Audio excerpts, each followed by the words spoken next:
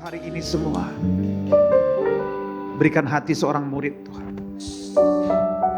yang mau diajar dan dibentuk oleh Tuhan, supaya kami semua menjadi murid-murid yang sejati. Amin Tuhan. Yang berkenan, yang dipercaya oleh Tuhan. Urapi hamba-Mu Tuhan, jadikan firman-Mu hari ini menjadi kebenaran buat kami semua, supaya kebenaran memerdekakan kami. Sekarang berfirmanlah kepada kami, sebab kami siap menyambut sabda-Mu. Dalam nama Yesus, kita yang siap dengar firman Tuhan, katakan sama-sama, amin. Silakan duduk semua. Shalom semua. Shalom. Bagaimana kabar hari ini? Luar biasa.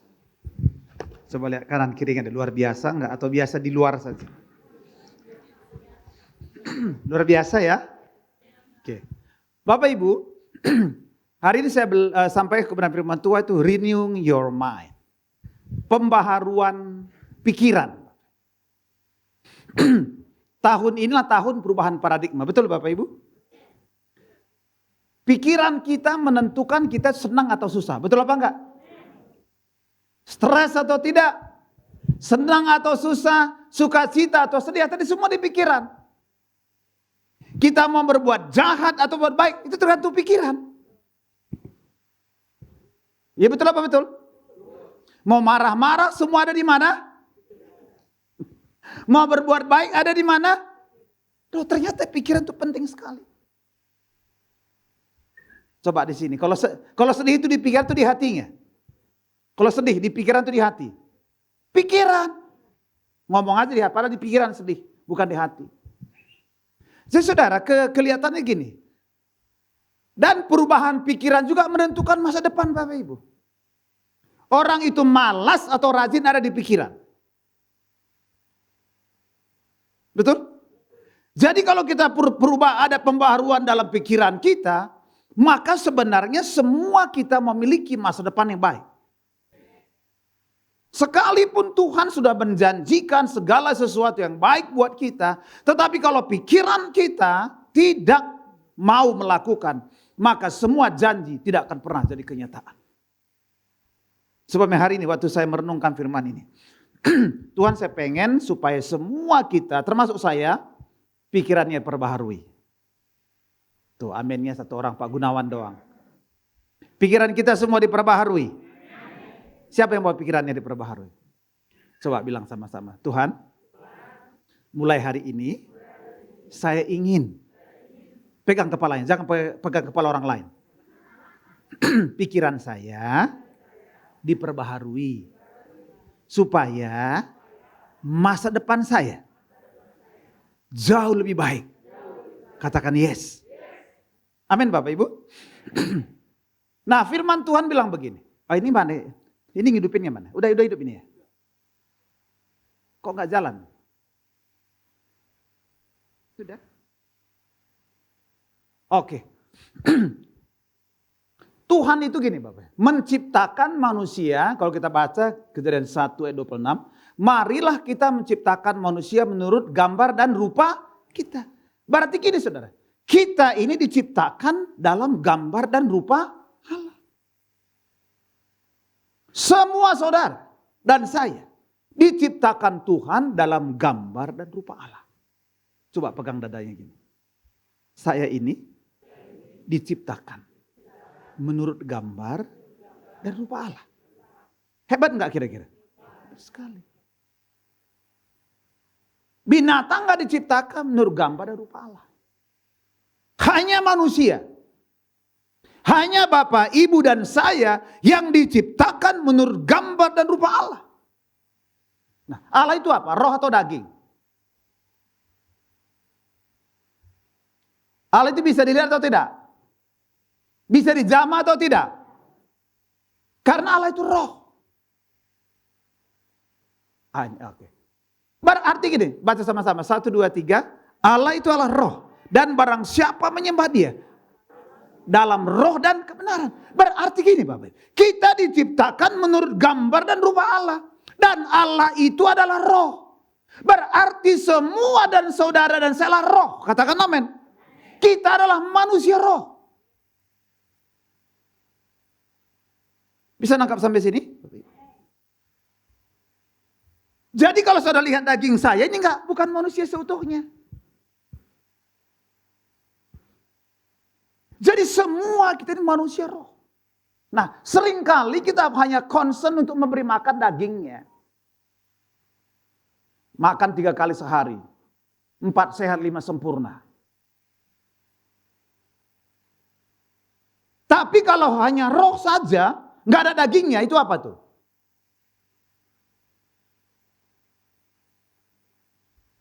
Ayo, kalau hanya roh nggak ada dagingnya, itu apa? Gentayangan. Makanya setan selalu cari tempat tinggal. Kalau dia nggak ada badannya. Dia cari tempat tinggal di hutan kah, di pohon-pohon kah, di kayu-kayu. Bahkan dia lebih demen tinggal di hati di orang-orang percaya. Makanya Tuhan begini saudara. Membuat kita diciptakannya daging kita dari tanah. Betul apa enggak? Ciptakan, baru Tuhan taruh di situ rohnya. Kalau enggak kita jadi roh gentayangan. Dan Allah pun yang dalam roh itu menjadi manusia di dalam Kristus Yesus. Makanya kita bisa melihat dia. Amin saudara. Jadi saudara, jadi kita inilah manusia roh. Tetapi Allah membentuk daging sebagai tempat tinggal roh itu saudara. Nah saya pengen Bapak Ibu hari ini memahami ini supaya kita ini tidak hanya fokus kepada bagian tubuh yang luar ini. Tidak hanya fokus sebagai tubuh luar. Nah, saya mau tanya. Coba buka sama-sama Alkitabnya yuk. 2 Korintus 5 ayat 17.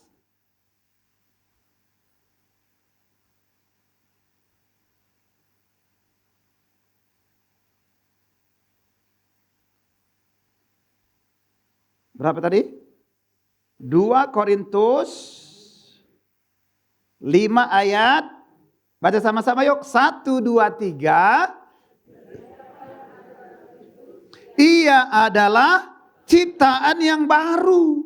Yang lama sudah, sesungguhnya yang baru sudah datang. Pertanyaan saya, apanya yang baru? Ya, regu A. Apa? Regu A bilang roh. Regu B? Pikirannya. Oke. Nggak apa-apa, ini demokrasi. Tetap masuk surga, sekalipun salah masuk surga. Sebelah sini apa? Rohnya apa? Apa yang dibaru di sini? Pikiran, oke, tetap ke surga. Sebelah sini, jawab dengan tegas. Apa yang berubah? Roh, tapi saya pegang. Roh ya Pak? Yang atas, ada di atas enggak manusia? Enggak kelihatan soalnya, enggak ada ya. Yang baru itu, yang diciptakan baru itu rohnya. Bukan jiwanya. Bukan tubuhnya. Coba, siapa yang dulu ganteng sebelum terima Yesus tetap ganteng sampai hari ini? Coba. Enggak ada yang berani bilang ganteng Pak. Padahal bilang ciptakan gambar rupa Allah loh. Siapa yang dulu, misalkan gini. Sebelum terima Yesus dia suka merokok. Setelah terima Yesus tetap merokok. Ada enggak? Ada enggak gini? Setelah terima Yesus tiba-tiba berhenti merokok. Ada apa enggak? Jarang. Tetap merokok. Ada enggak setelah terima Yesus langsung baik, enggak pernah berbuat dosa? Ada apa enggak? Karena yang diubah itu adalah rohnya. Amin Bapak Ibu. Jadi yang menjadi ciptaan baru itulah roh. Sebab pada waktu Adam dan Hawa jatuh ke dalam dosa, roh mati. Terputus hubungan dengan Allah. Maka dengan kehadiran Kristus datang kembali ke muka bumi, maka roh yang mati tadi, yaitu persekutuan yang mati dengan Tuhan, dihidupkan kembali. Coba dikatakan barang siapa dalam Kristus, dialah ciptaan yang baru. Artinya rohnya diberikan kehidupan yang baru. Itu yang baru. Bukan jiwanya. Sedangkan sampai sini, makanya ada gini, Pak udah terima Yesus hidupnya gitu-gitu aja Pak.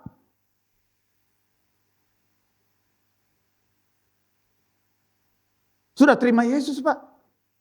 Sudah melayani, Pak. Tapi hidupnya nggak berubah, Pak.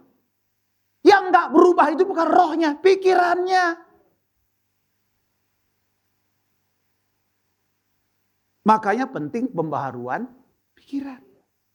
Oke. Saya pelan-pelan.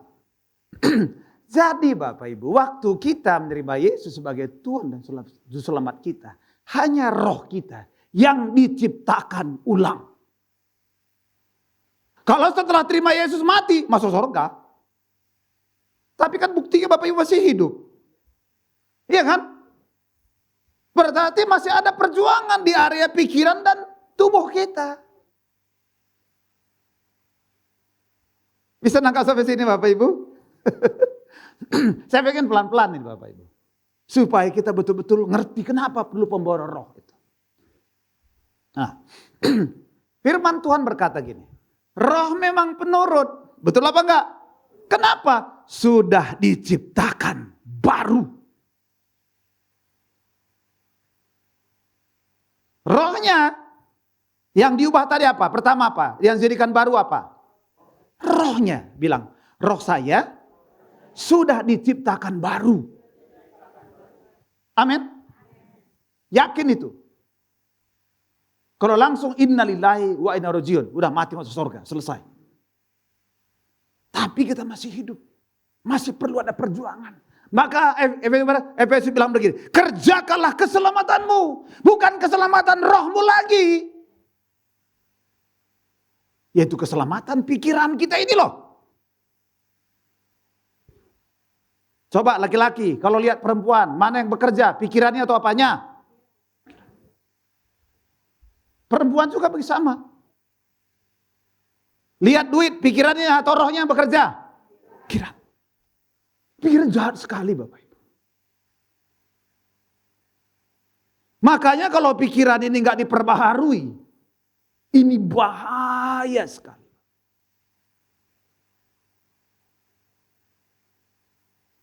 Jadi kalau kita ngomong manusia seutuhnya Bapak Ibu, itu harus ada tubuhnya. Katakan tubuh saya, jiwa saya, roh saya.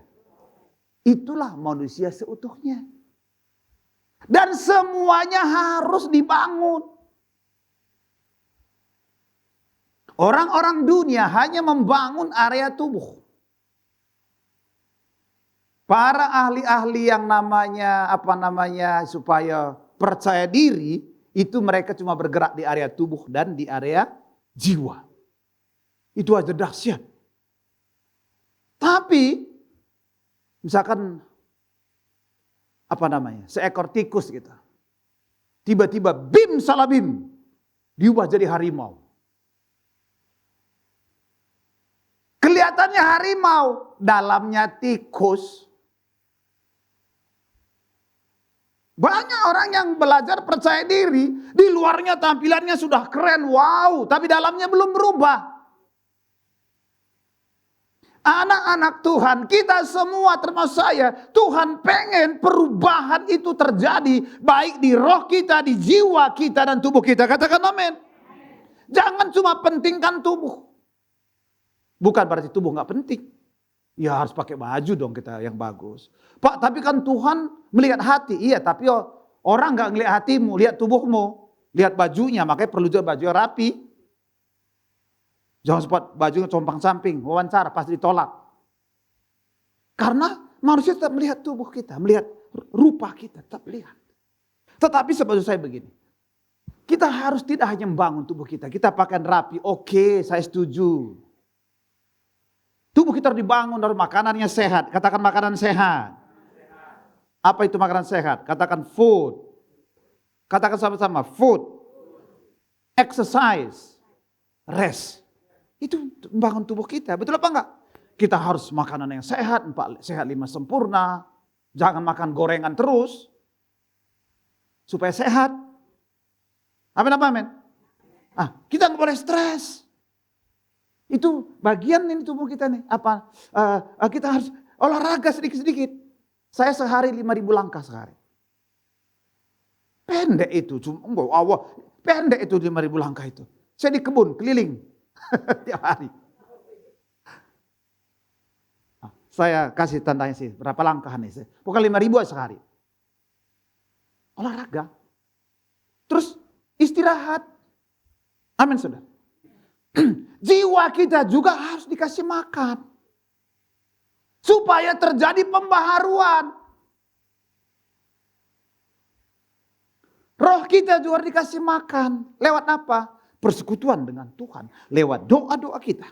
Kita kasih makan. Nah, lihat sama-sama. Roh kita Bapak Ibu memerintahkan tubuh. Tidak dapat perintahin tubuh. Lihat tadi ya. Roh memang penurut. Tapi daging lemah. Kenapa? Roh itu nggak bisa merintahin. Hai daging, sembah Tuhan. Nggak bisa.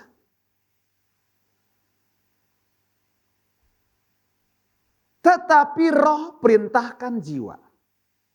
Jiwa, ayo sembah Tuhan. Nggak mau? Ya udah, seperti sini. Kalau jiwa mau, jiwa perintah. Tubuh sembah Tuhan. Jadi prosesnya dari dalam dulu. Dari roh dulu yang bisa berkomunikasi dengan Tuhan lah roh. Jiwa dan tubuh nggak bisa. Dari roh kita. Amin saudara. Jadi roh perintahkan jiwa kita. Lalu jiwa perintahkan tubuh. Hai tubuh, sembahlah Tuhan. Bapak Ibu. Nah lihat nih sama-sama ini. Bagian dalam itu roh. Jadi roh ini saudara. Dia itu berkomunikasi dengan Tuhan. Sebab barang siapa menyembah Allah dalam roh dan kebenaran. Roh kita inilah yang selalu membangun hubungan dengan Tuhan setiap hari. Setiap saat. Roh itu adalah berfungsi untuk menyadari adanya Tuhan. Kalau saudara nggak punya roh, maka saudara nggak menyadari ada Tuhan. Sebab hanya roh yang bisa berkomunikasi dengan Tuhan. Amin saudara. Nah, roh memang penurut, iya. Karena sudah ciptakan ulang. Roh ini pengen selalu hidup sesuai dengan firman. Roh ini selalu pengen selalu menyembah Tuhan. Tetapi dia nggak bisa perintahkan tubuh kita. Dia selalu lewat perantaraan jiwa. Amin saudara. Hai jiwa, tolong perintahkan kepada tubuh untuk menyembah Tuhan. Nah kalau jiwanya mau, diperintahkan di tubuh. Kalau dia nggak mau, nggak mau. Makanya saudara betapa pentingnya. Dan jiwa itu saudara fungsinya ya. Kalau roh tadi fungsinya adalah untuk menyadari adanya Tuhan. Kalau jiwa fungsinya adalah menyadari siapa diri kita ini. Tubuh kita menyadari kita sedang ada dalam dunia ini. Kita lewat panca indera kita tahu dingin, kita tahu panas saudara. Nah, jadi Bapak Ibu tubuh kita ini menerima pengaruh dari dunia dan jiwa. Jadi ini jiwa dalam nih. Mata kita melihat, ya saudara betul ya. Kemudian apa namanya? Dunia juga apa kita lihat. Kemudian jiwa diperintahkan roh mempengaruhi tubuh kita. Saudara. Ini menang-menangan ini. Kalau jiwanya sudah berubah Bapak Ibu, maka tubuh tidak ada pilihan lain kecuali hanya melakukan. Saudara, makanya saudara betapa pentingnya saudara kita memiliki pembaharuan jiwa ini. Sebab melakukan atau tidak, taat atau tidak taat itu ada di area jiwa kita. Makanya perlu lakukan pembaharuan saudara. Nah, jiwa kita ini Bapak Ibu menerima pengaruh dari tubuh kita dan roh. Tubuh nih. Misalkan contoh gini. Siapa namamu? Otniel. Apa tubuh bilang gini, nggak usah berdoa, ngantuk. Dia ngomong sama jiwa kan, nggak usah. Roh bilang, sembah Tuhan. Jadi jiwa ini berperang nih. Dari roh bilang, sembah Tuhan. Dari bilang ngantuk. Jiwa ini dalam proses pengambil keputusan. Yes or no. Bisa nangkap sini saudara? Jiwa ini makanya konflik manusia itu ada di jiwa. Makanya sekarang banyak orang sakit jiwa. Rohnya bilang jangan berbuat dosa. Tubuh bilang lakukan saja. Jadi saudara peperangan terbesar ada di mana? Di pikiran. Saudara. Makanya jiwa saudara yang tidak terbaharui inilah yang banyak orang konflik jiwa. Yang stres lah, depresi lah. Makanya saudara lihat nih jiwa ini. Dia tengah terima pengaruh dari tubuh. Tubuh bilang malas, roh bilang sembah. Roh jiwa pusing nih. Mau yang mana ini? Ikut roh atau ikut jiwa, ikut tubuh nih.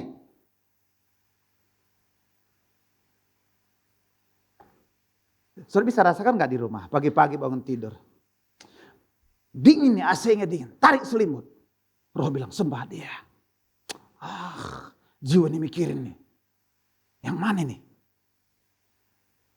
Biasanya menang mana? Jiwa atau mana? Roh atau tubuh nih?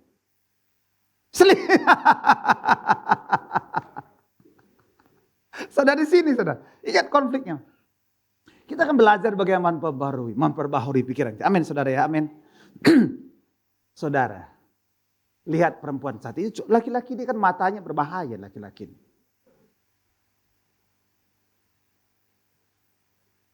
Iya kan?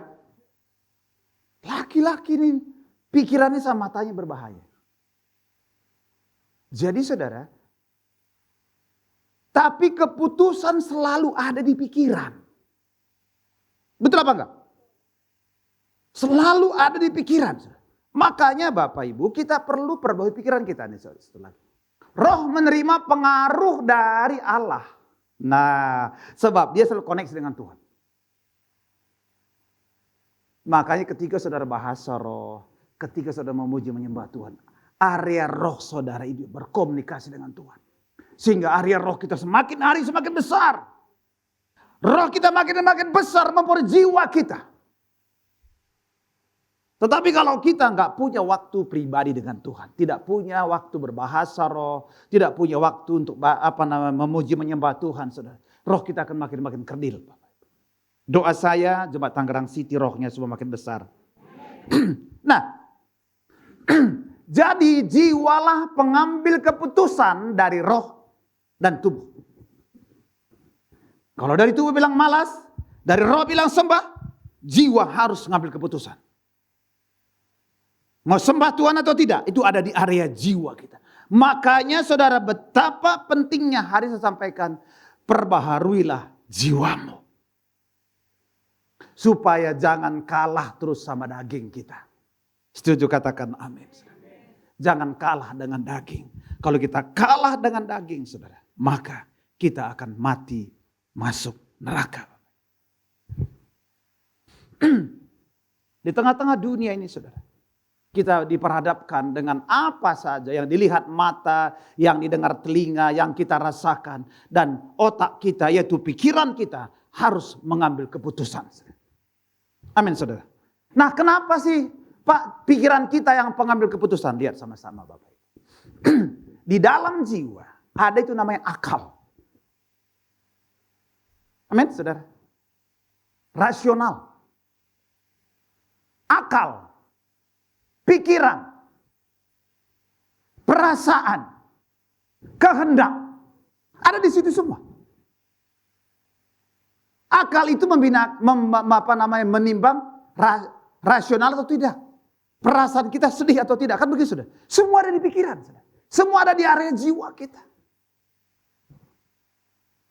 Makanya di jiwa inilah proses pengambil keputusan apapun di dalam hidup kita. Kira-kira perlu nggak jiwa kita diperbaharui? Sebab di situ proses pengambil keputusan. Maka dikatakan bertobat itulah change the way of your thinking. Semua ada di pikiran. Ubahlah cara berpikirmu. Semua ada di area jiwa kita. Makanya saudara, hari ini kita belajar ya memperbaharui jiwa kita. Nah, jiwa merupakan kehidupan natural yang terjadi pada saat, ini bukan saat roh dan daging itu bersatu. Jadi gini Bapak Ibu. Ini bahasa Inggrisnya bagus ini. Dikatakan waktu Tuhan membentuk manusia dari debu, ya, dan menghembuskan napas kehidupan ke dalam hidungnya, dan manusia menjadi dikatakan become a living soul. Jadi gini Bapak, dari mana sih timbulnya jiwa itu gini Pak? Kan pertama Tuhan bentuk tanah, lihat betul apa enggak? Lalu Tuhan menghembuskan napas kehidupan dari hidungnya, disembuh. Maka dikatakan muncullah living soul, itu jiwa Bapak.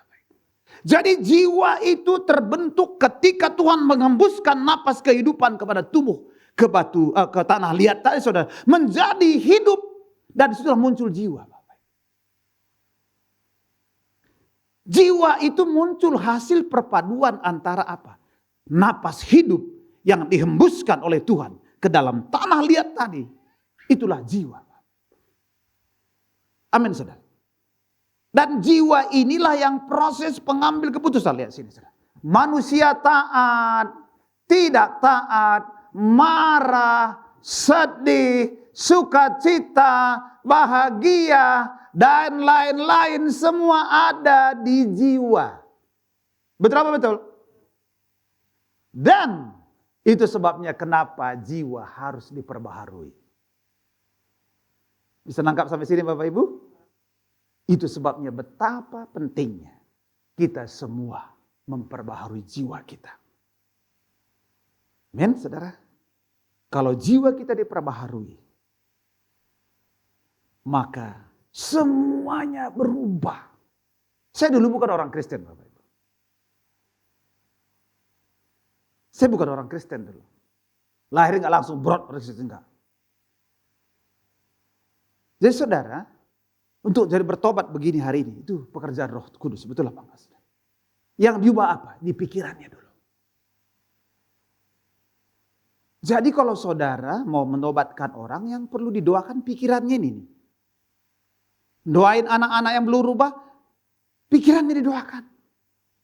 Amin saudara. Sebab di pikirannya ada akal, pikiran, perasaan, kehendak. Itulah menentukan apa yang akan dia lakukan, apa yang akan dikerjakan, keputusan apa yang akan diambil. Semua di area jiwa. Yang kalau jiwanya sudah diperbaharui saudara, maka dia akan melakukan yang terbaik. Katakan amin Bapak Ibu. Baca sama-sama yuk. 1, 2, 3. Janganlah kamu menjadi serupa dengan dunia ini. Tetapi apa dikatakan? Berubahlah oleh apa? Pembaharuan jiwamu atau budimu. Sehingga apa katanya? Sehingga kamu dapat membedakan manakah kehendak Allah, apa yang baik, yang berkenan kepada Allah, dan yang sempurna. Rasul Paulus sangat menyadari di kitab Korintus dia bilang begini, aku ini manusia celaka. Apa yang baik itu yang kuingini, tetapi yang jahat yang kulakukan. Kenapa? Belum terjadi pembaharuan budi. Coba saya mau tanya, kira-kira semua kita mau melakukan yang baik, betul apa enggak? Pasti tidak ada orang punya cita-cita jadi preman, enggak ada, saudara.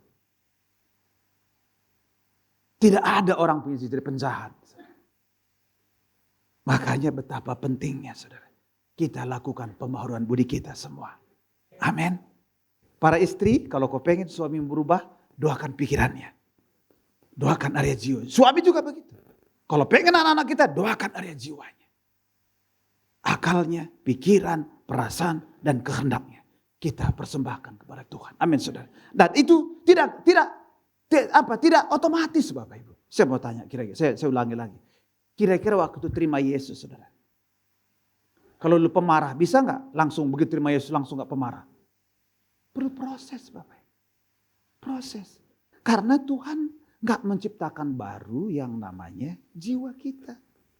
Maka dikatakan di Alkitab, kamu telah diselamatkan, itu jiwa kita, roh kita. Kamu sedang diselamatkan, pikiran kita ini loh. Bisa nggak gara-gara pikiran kita masuk neraka? Bisa. Yang terakhir, kamu akan diselamatkan tubuh kita ini. Itu nanti pada waktu kedatangan Yesus, baru kita menerima keselamatan secara utuh semua. Roh kita, tubuh, jiwa kita, tubuh kita semua diselamatkan secara sempurna. Maka kita Efesus berkata, kerjakanlah keselamatanmu dengan takut dan gentar akan Tuhan. Yang dikerjakan itu di area pikiran kita ini. Yang terus berperang. Sedih, cemburu, semua ada di pikiran semua. Di area jiwa kita semua. Nah, kira-kira apa yang terjadi, saudara?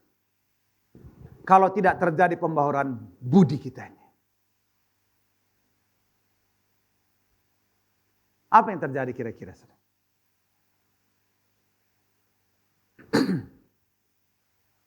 Jadi gini, kita akan memiliki cara berpikir, cara hidup, tingkah laku seperti dunia, Bapak. Tidak bisa jadi kesaksian buat orang lain. Makanya banyak orang gini, ini kenapa sih orang Kristen kok? Kan begini Bapak Ibu. Kan kita kan terang dunia, betul apa enggak Bapak Ibu? Kalau dunia gelap itu pertanyaan di mana orang Kristennya itu aja, saudara.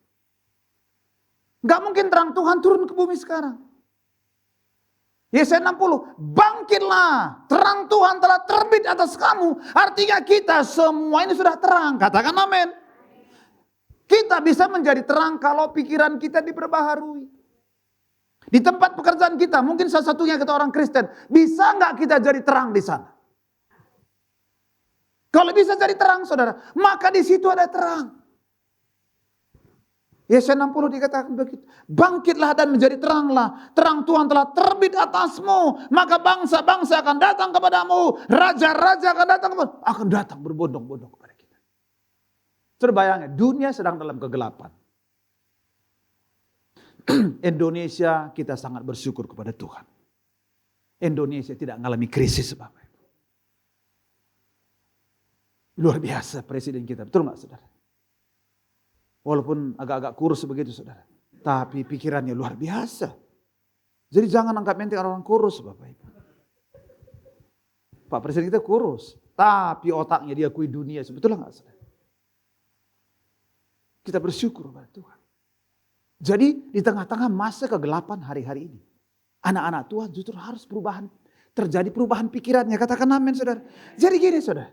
Dunia memang krisis kita akui. Tetapi kita dalam Tuhan gak krisis. Kalau Tuhan gak sanggup gak sanggup memberkati kita pada masa krisis, berarti dia bukan Tuhan. Iya kan? Berarti dia bukan maha kuasa. Berkat Tuhan gak tergantung krisis Bapak Ibu. Walaupun kita terpengaruh, tapi berkat Tuhan tidak tergantung kepada krisis. Dari mana saja Tuhan sanggup memberkati kita. Amin saudara. Makanya ayo Bapak Ibu. Miliki, kalau kita enggak ini saudara. Kalau kita enggak memiliki perubahan pikiran saudara. Perubahan area jiwa kita. Pembaharuan budi kita saudara. Kita akan hidup sama seperti orang dunia. Orang khawatir kita khawatir. Orang stres kita stres. Orang nyolong kita nyolong. Orang membalas kita membalas. Nggak ada bedanya. Mau berubah Bapak Ibu? Amin Bapak Ibu. Yuk sama-sama pegang kepalanya. Tuhan, berikan aku pikiran yang baru. Termasuk saya minta juga ini Bapak Ibu. Amin saudara. Coba pikirannya itu baru.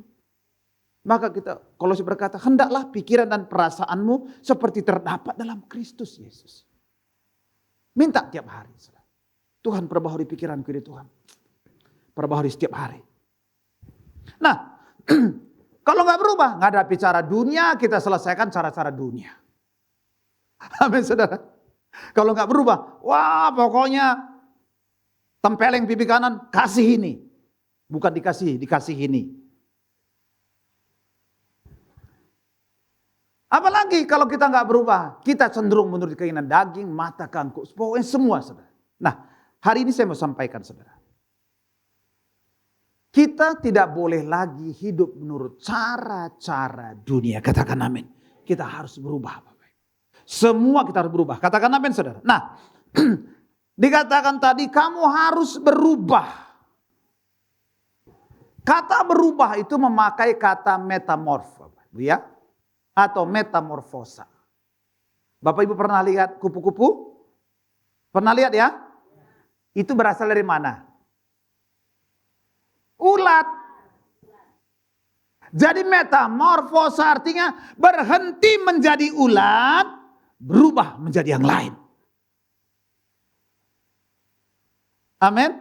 Sebelum terima Yesus, ya kita dulu ya ulat dalam tanda kutip ulat. Tetapi setelah terima Yesus berubah menjadi yang lain. Katakan amin saudara. Itu metamorfosa. Setuju ya? Amin Bapak Ibu. Ayo sama-sama kita berubah semua. Mengalami transform. Metamorfosa, metamorfo, berubah. Dikatakan ini. Metamorfosa adalah berhenti menjadi sesuatu. Sesuatu yang buruk tadi. Dan berubah menjadi sesuatu yang lain. Yang lebih baik. Itu dari ulat jadi kupu-kupu. Amin Bapak Ibu. Mungkin waktu kita masih ulat saudara. Semua orang jauhin kita saudara. Gak usah gaul sama dia. Semua jauhin kita. Tapi setelah berubah. Loh kok kamu sudah berubah ya? Yang berubah itu pikirannya. Tubuhnya sama. Mukanya masih rembo. Hatinya rinto harahap. Amin saudara. Wajah orang Medan tuh gak sangar-sangar sedikit gak apa-apa. Tapi hatinya itu loh. Sudah berubah. Amin saudara. Amin. Pikirannya udah berubah. Muka gak bisa tiba-tiba misalkan tadi. Memang udah muka agak-agak sangar gak apa-apa. Tapi hatinya baik gitu. Daripada mukanya baik-baik tapi hatinya. Nah. Untuk dapat mengalami perubahan. Kita mengalami pembaharuan pikiran kita. Nah, berapa banyak saudara pengen mau mengalami pembaharuan pikiran? Semua mau Bapak Ibu. Kata pembaharuan itu dipakai kata anakoinosis. Yaitu artinya renovasi. Mau direnovasi? Biasanya rumah direnovasi. Betul apa enggak? Renovasi mahal enggak? Ada enggak biayanya? Nah, mau mengalami perubahan pikiran? Harus siap direnovasi. Siapa yang siap direnovasi? Nah, renovasi artinya siap bayar harga. Amin. Amin apa amin? Siap bayar harga. Kemudian saudara, itu juga berarti ini. Perubahan karena lebih baik. Itu namanya saudara. Kalau rumah direnovasi, biasanya ini diruntuhkan. Ini kurang bagus nih, robohkan. Ini kurang bagus, robohkan. Jadi kita pun kalau mau mengalami anakoinosis, kita harus siap diubahkan. Katakan amin. Ini diruntuhkan, kesombongannya diruntuhkan, semuanya diruntuhkan. Supaya apa? Pembaharuan budi. Katakan amin. Nah, saya akan sampaikan dengan cepat. Ada 3 cara mengalami pembaharuan budi. Bapak. Baca sama-sama yuk. Kisah Rasul 3 ayat 19. Bapak. Baca sama-sama yuk. Dengan cepat Kisah Rasul 3 ayat 19. Sudah ketemu semua? Kisah Rasul 3 ayat 19. Katakan amin. Kalau sudah, baca sama-sama. 1, 2, 3. Karena itu sadarlah dan bertobatlah supaya dosa. Jadi yang pertama katakan sadar. Bilang kanan kirinya sadar. Amin saudara. Sadar. Suatu kali tuh anak saya itu waktu masih kecil saudara, di mall WTC. Selesai ibadah di atas, dia turun. Dia mulai dilepaskannya tangan saya kan. Dia jalan. Setelah sekian lama dia sadar bapaknya tidak ada saudara. Dia sadar baru, Papa! Dia mulai Papa. Untung mallnya kecil. Kalau mallnya besar, susah nyarinya. Sadar. Kesadaran apa? Sadar kita memiliki bahwa ada pikiran kita yang bertentangan dengan firman Tuhan. Amin saudara. Kalau kita nggak sadar, kita akan terus melakukan. Seperti anak saya tadi. Kalau dia nggak sadar, dia sudah kesasar. Dia akan terus jalan terus. Banyak nggak anak Tuhan nggak sadar-sadar? Sudah tahu salah tetap jalan terus. Nah ini, hari ini kembali Tuhan bilang, sadar. Amin Bapak Ibu. Kita harus sadar bahwa kita saudara, ada area-area di pikiran kita, di perasaan kita saudara, di pikiran, perasaan, kehendak kita yang bertentangan dengan firman Tuhan. Ayo kita mulai selaraskan firman Tuhan. Katakan amin. Maka dikatakan anakoinosis, ada harga yang harus kita bayar. Waktu kita menselaraskan gaya hidup kita, cara berpikir kita, saudara, kita perlu bayar harga. Betul apa enggak Bapak Ibu? Ada hal harus kita korbankan dalam hidup kita. Ya mungkin pikiran kita, saudara, masih ada yang pikiran tentang kotor terus, bidang ketakutan, keraguan-raguan, kekhawatiran, iri hati, semuanya, saudara. Kita sadari, kalau kita nggak sadari, kita nggak bisa berubah. Mau gak kita sadar hari ini semua? Ayo, kita mulai ingat-ingat, saudara. Waduh, ternyata memang manusia itu, saudara, banyak area-area kelemahan. Ada yang lemah di area uang. Ada yang lemah di area seksual. Ada yang lemah karena macam-macam, saudara. Kita harus sadari semua itu. Sebab dengan kesadaran, kita bisa berbalik ke jalan yang benar. Amin, saudara. Jadi kita perlu sadar hari ini, saudara. Yang kedua, saudara. Ayo baca sama-sama yuk. 1 Yohanes 1 ayat 9. 1 Yohanes 1 ayat 9. Baca sama-sama yuk.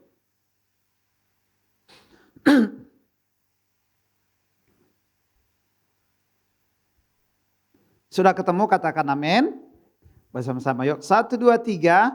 Jika kita mengaku dosa kita, maka ia adalah setia dan adil. Sehingga ia akan mengampuni segala dosa kita dan menyucikan kita dari segala dosa. Jadi yang ini, yang kedua, akui.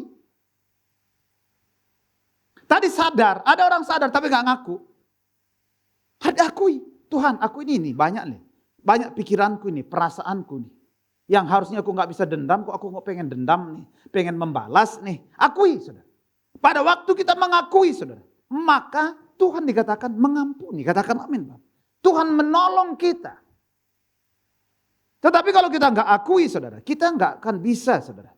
Nah, saya ulangi.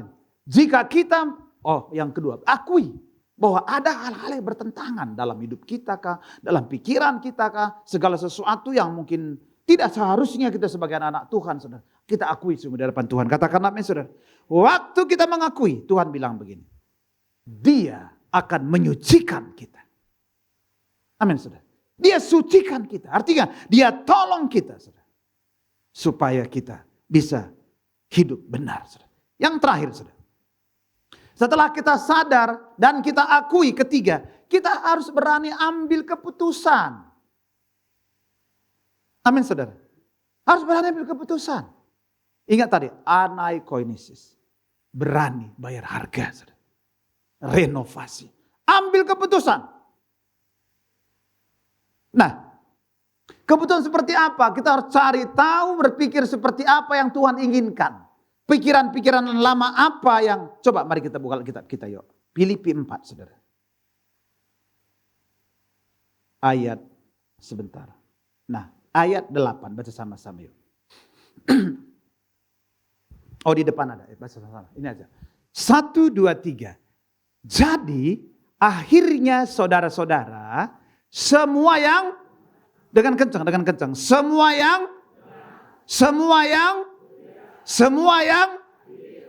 yang suci, semua yang manis, semua yang sedap didengar, semua yang disebut dengan dan yang patut apa katanya? Pikirkan semua itu. Pikirkan semua. Jadi memang saya pernah kami itu punya kelompok konseling ya. Sama-sama pendeta. Kalau sama pendeta buka rahasia nggak apa-apa gitu, saudara. Jadi maka saudara harus punya tempat kelompok yang bisa saling curhat. Amin. Pria dengan pria, jangan wanita dengan pria, itu bahaya. Wah, ini kalau pria itu bahaya. Suami saya, Pak. Istri saya. Ini udah ketemu ini. Sendok dan garpu ini. Jadi pria dengan pria, sharing. Misalkan kalau gembala sharing sama jemaat kan gak enak, betul apa enggak? Ceritain begini kegagalan kan gak enak. Tapi pendeta sama pendeta sharing. Ada yang sharing begini, Pak, untuk menyelaraskan pikiran itu, selaras dengan pikiran Kristus, Pak, itu butuh perjuangan. Dan bayangkan saudara, tadi pengennya Victor, pikiran kotor. Langsung semua yang benar. Semua yang mulia. Paulus bilang, masalah yang namanya percabulan diomongin saja pun jangan ada di antara kamu. Tidak layak untuk diomongin. Wah, kita ingat, ada pikiran yang mulia, yang suci. Oh, ternyata nggak boleh. Ini saudara, latihan itu penting sekali. Latihan. Apalagi kalau ngomong-ngomong bercanda-canda di kantor. Kalau nggak yang jorok-jorok, nggak serik, nggak bagus gitu.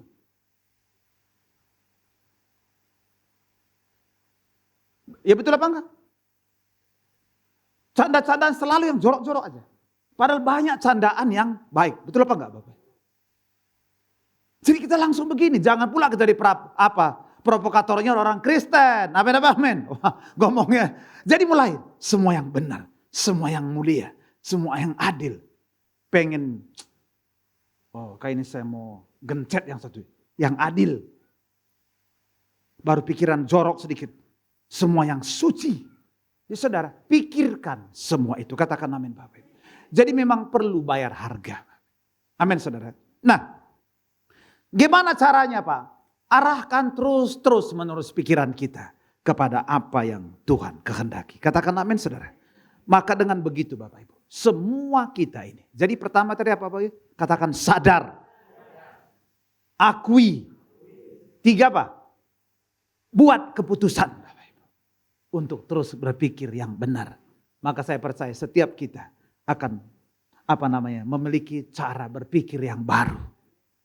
Cara kehendak yang baru. Perasaan yang baru. Akal yang baru. Sehingga kita orang lain stres, kita ikut stres. Orang lain melakukan jahat, kita melakukan jahat. Ayo lakukan pemurahan budi. Maka Tuhan akan memberikan semua janji-janjinya kepada kita. Yang percaya katakan amin. Kita naikkan satu pujian kita.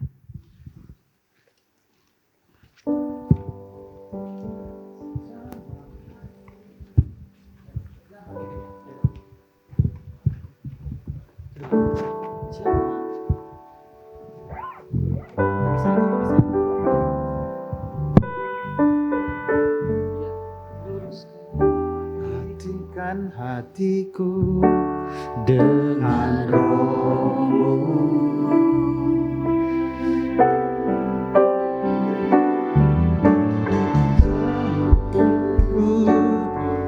Dengan darah-Mu, anak domba. Ku rindu kemuliaan Tuhan.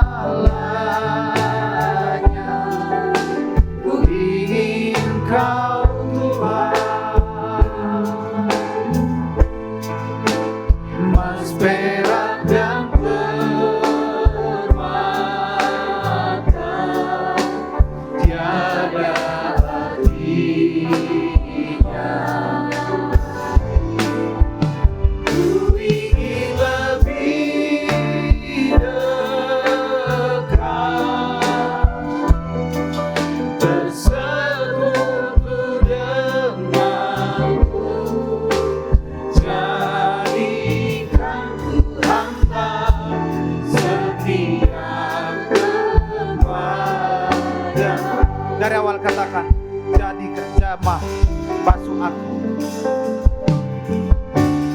Basuh aku di dalam darah-Mu, anak domba.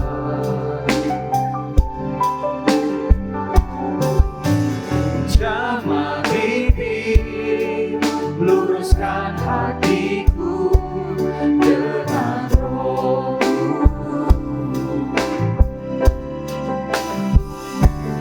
Ku rindu kemuliaan Tuhan.